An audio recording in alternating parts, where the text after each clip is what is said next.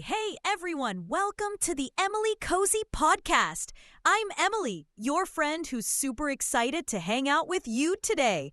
If you're watching this on YouTube, grab a cozy blanket, maybe a snack, and let's dive in. This is the place where we chat about learning English in a way that feels like catching up with a buddy. Today's episode is all about something I know you're curious about. Practical strategies to become a confident English speaker. You know that feeling when you want to say something in English, but your brain freezes, or you're worried you'll sound silly? Yeah, we've all been there. But here's the good news. Confidence is something you can build, step by step. So let's talk about some real, down-to-earth ways to get there. Ready? Let's do this! Okay, let's kick things off with something I wish someone had told me when I was learning a new language. You don't need to be perfect to be confident. Seriously, confidence isn't about having flawless grammar or knowing every single word.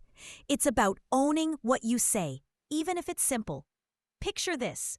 You're at a restaurant and you want to order a sandwich. If you say, "Can I have a sandwich, please?" with a smile, the waiter gets it. Doesn't matter if your accent's a little different or you pause for a second. Confidence is like a magic wand. It makes people focus on your message, not your mistakes.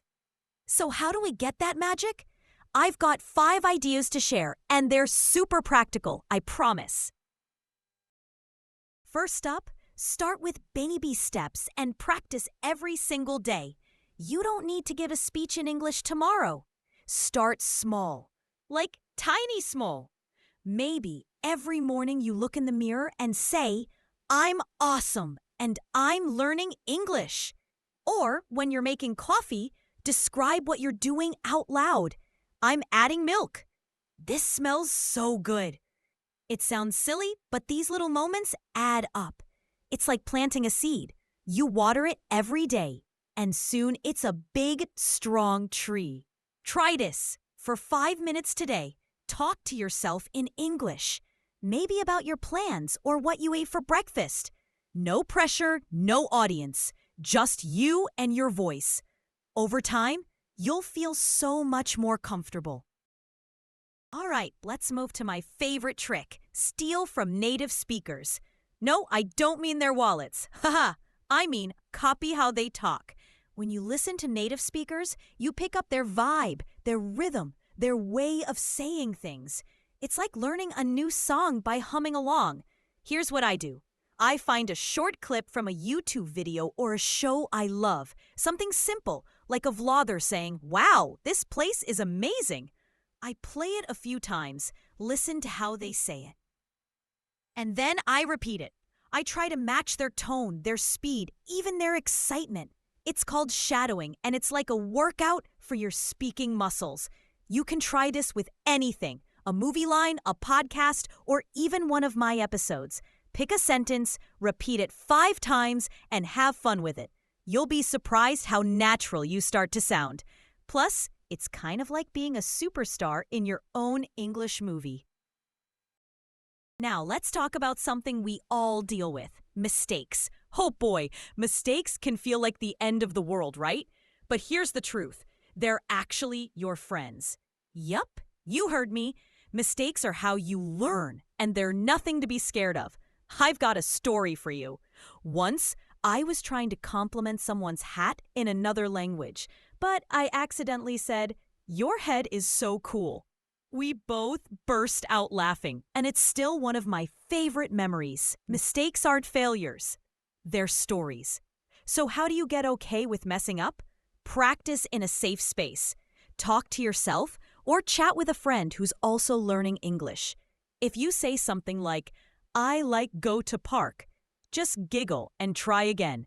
"I like going to the park." Treat it like a game. The more you laugh at your mistakes, the less power they have over you. And trust me, you'll start to feel braver every time you try. Next up, keep it simple and clear. You don't need big, fancy words to sound amazing in English. In fact, simple words are your superpower. They're easy to say, and they make sure people understand you. Let's try this. If you want to tell someone about your day, you could say, "My day was extraordinarily phenomenal." But why not just say, "My day was really great"? It's shorter, it's clear, and it feels natural. Here's a tip. When you're about to say something in English, ask yourself. Last but not least, find your English learning squad. There's something so special about connecting with other people who are on the same journey. When you talk to other learners, you realize you're not alone and you can cheer each other on. One way to do this is to join an online group. There are apps, forums, or even Instagram pages where people practice English together. You can start with something easy, like sending a message. "Hi, I'm learning English. Want to chat?" Or find a language buddy, someone you can trade languages with. You teach them your language, they help you with English. It's like a friendship with benefits. If you're nervous, start small with texts or voice messages. You don't have to jump into a big conversation right away. The point is to share the journey. It makes it so much more fun and keeps you motivated. All right, let's wrap this up with a quick recap. We've got 5 ways to become a confident English speaker. Take baby steps and practice daily, even just for a few minutes. Copy native speakers to sound more natural and have fun with it. Embrace mistakes. They're proof you're trying. Stick to simple words and speak clearly to get your point across. Connect with other learners to make it a team effort. Here's my challenge for you. Pick one of these tips and try it out this week. Maybe you'll shadow a line from your favorite show, or maybe you'll send a message to an English learner online. Whatever it is, take it one step at a time and give yourself a big high five for every try. Wow, I had such a blast chatting with you today. I hope you're feeling pumped to keep practicing your English. You don't need to be perfect.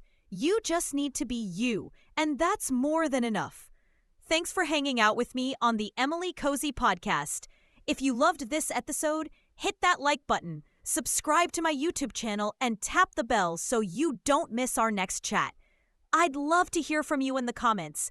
Tell me which tip you're going to try, or share a funny mistake you've made in English. Let's keep this conversation going. Until next time, keep shining, keep speaking, and I'll catch you in the next episode. Bye, friends.